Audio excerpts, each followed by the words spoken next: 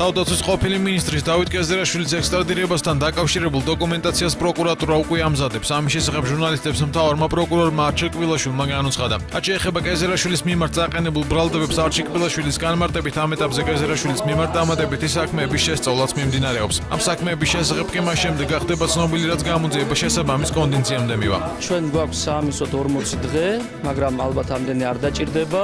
დოკუმენტების სისტემატიზაციაში მოყვანა ხდება, როდესაც პირის ექსტრადიციის გადაწყვეტილების მიღებაზე მსჯელობს სასამართლო, აქ საჭიროა მას წარედგინოს ბრალდების მხარდამჭერი მტკიცებულები. მას ბრალი, რაზეც აქ წარდგენილი საზოგადოებისთვის ცნობილია, სხვა დამატებითი საქმეების შესახებ, რომელთა შესწავლა მიმდინარეობს, გაცხადდება მას შემდეგ, როდესაც მივა შესაბამის კონდიციამდე.